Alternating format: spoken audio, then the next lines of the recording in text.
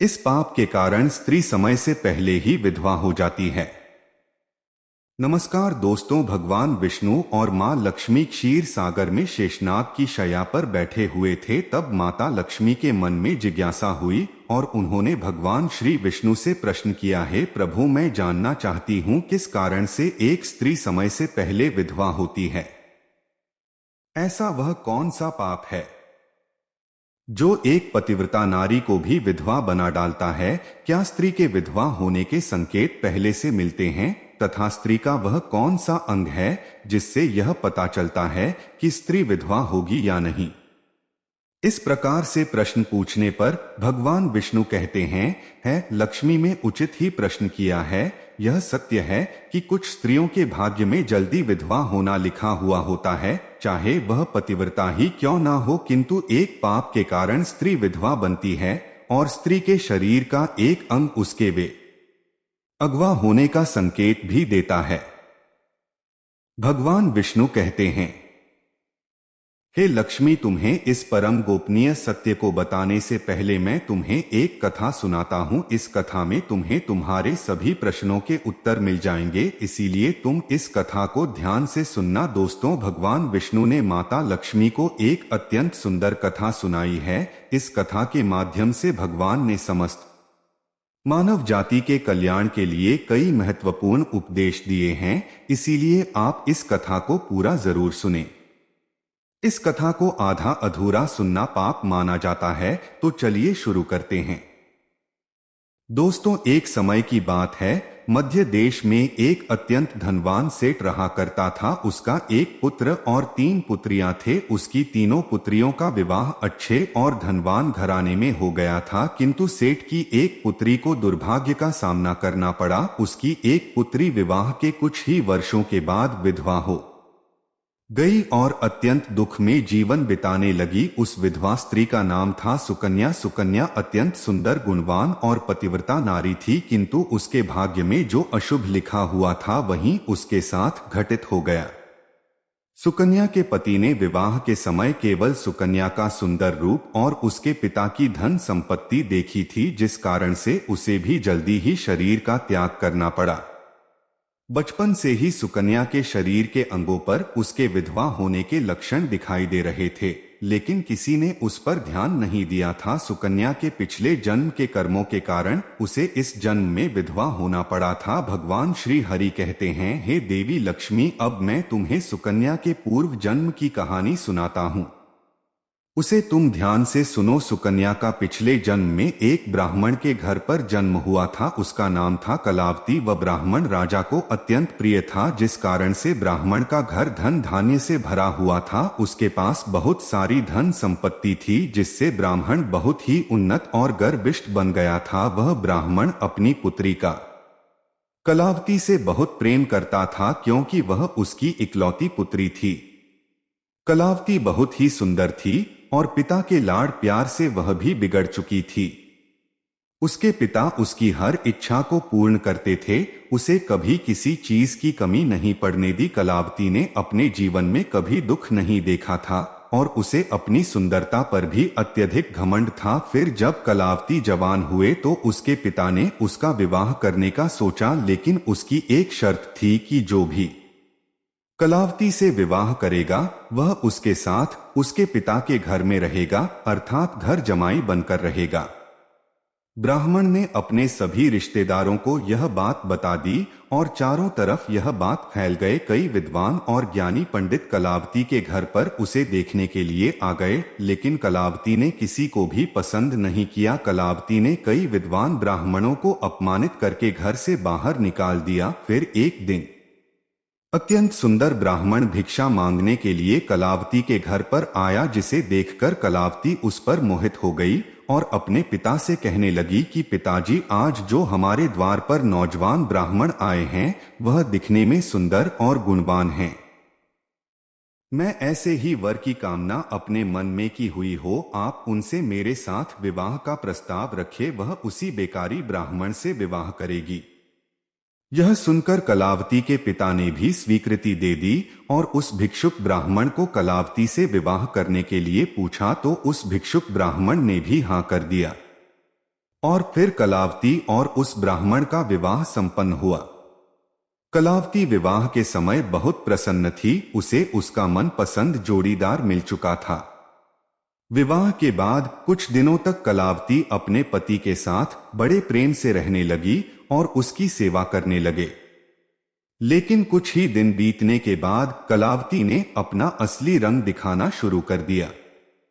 कलावती अपने पति को नौकर की तरह समझने लगी, उसकी आज्ञा का पालन करने की जगह पर उसे ही आज्ञा देने लगी। कलावती अपने पति को भी उसके नाम से बुलाने लगे। खुद अपने पति के पैर दबाना छोड़कर अपने पति से ही खुद के पैर दबाने लगी। कलावती स्वेच्छाचारी नहीं थी, वह पति को बिना बताए ही घर से बाहर चली जाती, कभी पति की कोई बात नहीं मानती थी, पति से पहले ही भोजन करती थी, किसी भी धार्मिक कार्य में पति के साथ नहीं बैठती थी और अकेले ही मौज करती थी। अपनी पत्नी के ऐसे व्यवहार को देखकर कलावती का पति बहुत दुखी रहने लगा। उसने कलावती को बहुत समझाने की कोशिश की, लेकिन वह कभी नहीं मानी। कलावती अपनी ही मनमानी करती रहती थी। कलावती की माता ने भी उसे समझाने का प्रयास किया कि स्त्री को अपने पति के साथ ऐसा व्यवहार नहीं करना चाहिए, लेकिन कलावती अपनी मां की बात कभी नहीं मानती थी और वह जानबूझकर अपने पति को अपमानित करती रहती थी। दिन रात पति की बुराई करना, उसे अपशब्द कहना, उसे नाम लेकर बुलाना आदि प्रकार के निंदित कार्य वह रोज करती थी। कलावती का पति भी उससे बहुत परेशान हो गया था। फिर एक दिन उसने बहुत विचार किया और कलावती को छोड़कर जाने का निश्चय किया। कलावती का पति बिना किसी को बताए ही अपने घर को छोड़कर चला गया। उसने कलावती का त्याग कर दिया और वन में जाकर तपस्या करने लगा, क्योंकि शास्त्र यही कहते हैं कि बुद्धिमान मनुष्य को दुष्ट और स्वेच्छाचार नहीं पत्नी का त्याग कर देना चाहिए, अन्यथा वह भी उसके पाप का भागीदार बनता है।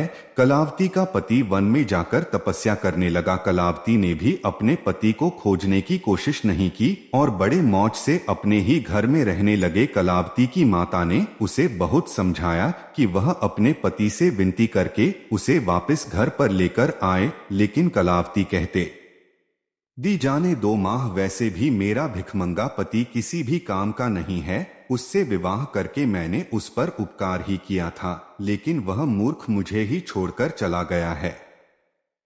ऐसे मूर्ख पति के साथ रहने से अच्छा है मैं अकेली ही रह लूं। मैं इतनी सुंदर हो कि कोई भी पुरुष मुझसे विवाह कर लेगा। कलावती की ऐसी बातें सुनकर उसकी मां भी दुखी रहने लगा। उधर कलावती का पति ध्यान मग्न होकर तपस्या करने लगा और सांसारिक बंधनों से मुक्त होकर ईश्वर की भक्ति में लगा रहा। फिर कुछ दिनों बाद कलावती के पिता के साथ अशुभ घटना घटी। उसे राजमहल में चोरी करते हुए सिपाही ने पकड़ लिया और राजा को इसकी खबर दी। राजा उस पर बहुत क्रोधित हुए और उसका सारा धन संपत्ति छीनकर उसे कारागृह में डाल दिया। सब कुछ छीन जाने के कारण कलावती बहुत गरीब हो गए। उसकी मां और कलावती अब दूसरों के घर पर काम करने के लिए जाने लगे। कलावती के पिता तो कारागृह में बंद थे, तो उसे और उसकी मां को सारा काम करना पड़ रहा था। तब कलावती को अकेलापन सताने लगा। घर में कोई पुरुष नहीं था, इसीलिए उनकी रक्षा के लिए भी कोई नहीं था। अब कलावती को अपने पति की याद आने लगी, लेकिन कलावती का पति तो वन में सन्यासी बनकर बैठा था। फिर कलावती अपने पति को ढूंढने के लिए वन में चले गए, लेकिन उसे उसका पति कहीं पर भी नहीं मिला।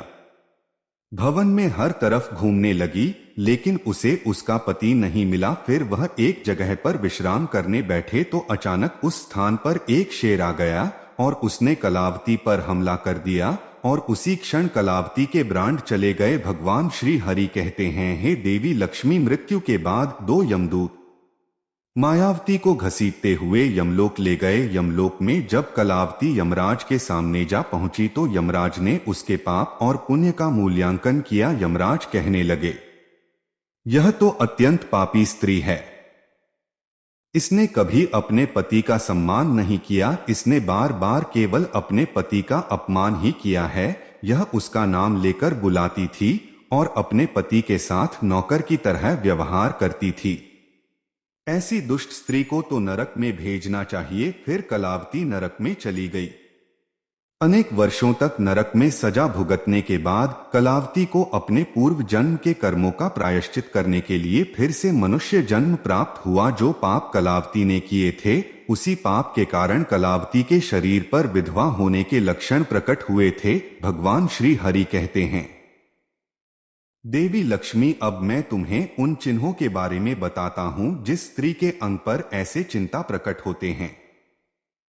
वह स्त्री समय से पहले विधवा होती है। भगवान विष्णु कहते हैं, हे देवी, मध्यम आया तो देखा या भार या हानि निर्देशन अनामिका है। स्वाभाविक तंत्र विद्या प्रदान कम विधवा विपुल से 8 में शुभा नारी पृथकवास नहीं सुदूर भगा। इस श्लोक में भगवान विष्णु ने विधवा स्त्री के लक्षण बताए हैं। यदि किसी स्त्री के पैर पसीने से रहित हो, उस पर नसें दिखाई न दे दी हो, उसके पैर चिकने तथा कोमल हो, तो वह स्त्री सुख भोगने वाली तथा ऐश्वर्यशाली नहीं होती है। यदि स्त्री के पैर का अंगूठा घोल मांसल हो, तो वह स्त्री पतिव्रता एवं ऐश्वर्यशाली होती है। हे देवी लक्ष्मी, यदि स्त्री के पैर के अंगूठे पर नसें दिखाई देती हो, तो वह दुर्भाग्य से युक्त व्यभिचारिणी होती है। बहुत छोटे अंगूठे वाली स्त्री क्लेश करने वाली और दुख भोगने वाली होती है। अंगूठा यदि छपता हो, तो वह स्त्री गर्भ धारण क्षमता में दुर्बल होती है।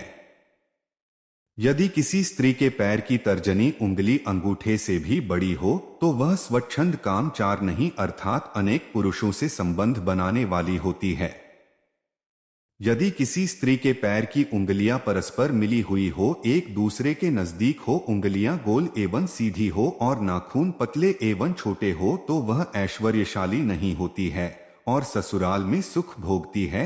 भगवान श्री हरि कहते हैं, हे देवी लक्ष्मी, अब मैं विधवा स्त्री के पैर के लक्षण बताता हूँ।